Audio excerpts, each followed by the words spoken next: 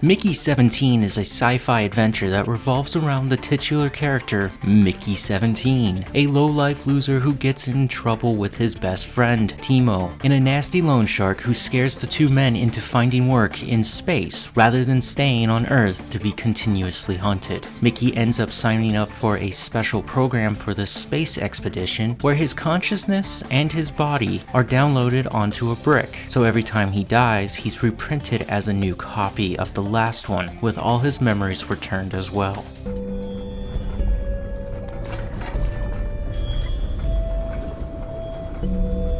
Mickey has died 16 times. This is why he's known as Mickey 17. There's a fun montage of his past lives on the ship, all the way to landing on the ice planet, adorably named Niflheim, after the Norse world that is inhabited by ice giants. Most of Mickey's deaths were actually necessary for the survival of this expedition to conquer this unknown planet, like the unknown air virus that would have killed everyone, but instead they just kept using Mickey until they found a cure. Other times, it was just in pure scientific fun, like letting him roast outside the ship exposed to a star's radiation. So yeah, fun science stuff. But if you're Mickey, this would be awful.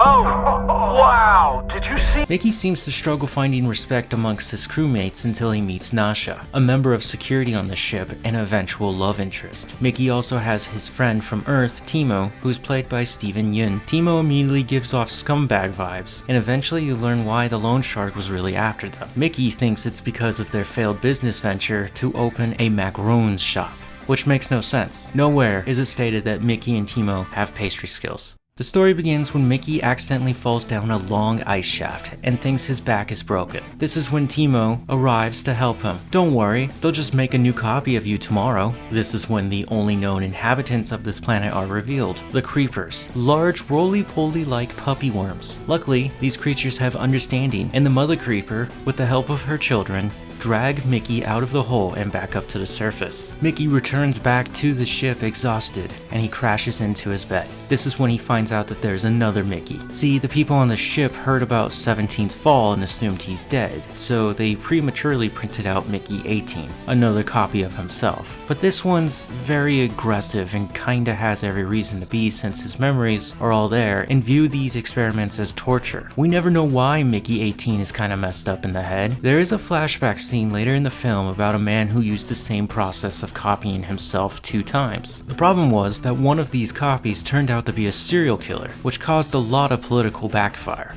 And for the remainder of the story, there are 2 different Mickeys, and if they get discovered, one of them is going to be killed. So who's the villain? Kenneth Marshall, played by Mark Ruffalo. Ken Marshall is a failed politician who turned to space exploration as a new attempt to kick off his political agenda on Niflheim. Through his mannerisms and not knowing what to say next, often turning to his freaky wife, Alpha. When watching this performance, I couldn't help but feel like this character might be inspired by Donald Trump in some cases. Not everything about him, but I feel it underlines that. I have gotten a little angry and said some terribly unkind things.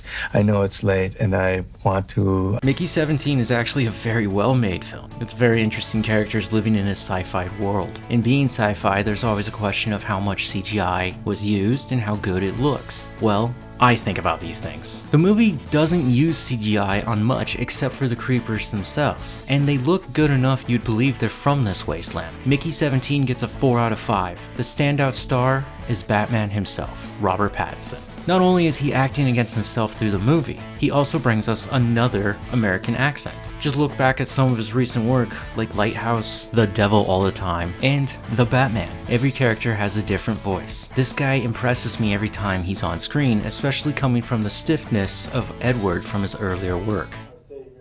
You said what?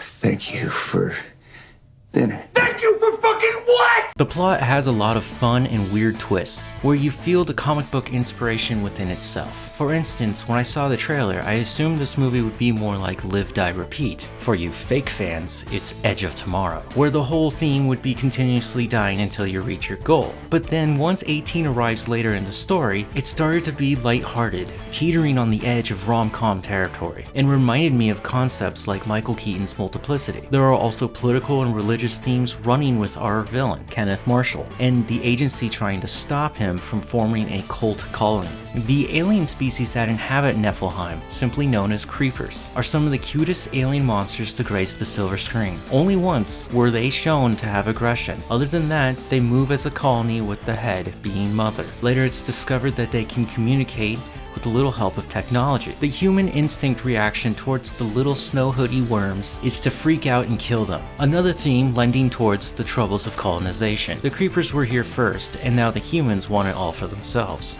Most uniquely, this film is a standalone piece. You don't need to read the manga inspiration. You don't need to do any type of homework. Just sit down and enjoy the show. When it ends, it wraps up in a pretty bow, never asking for a sequel. This used to be a norm of how stories were told through filmmaking, but during the reign of the age of sequels, remakes, reboots, I appreciated this, and it doesn't really ever drag on. There's always another scene to get to, and it has a decent runtime of a little over 2 hours. Have you watched Mickey 17?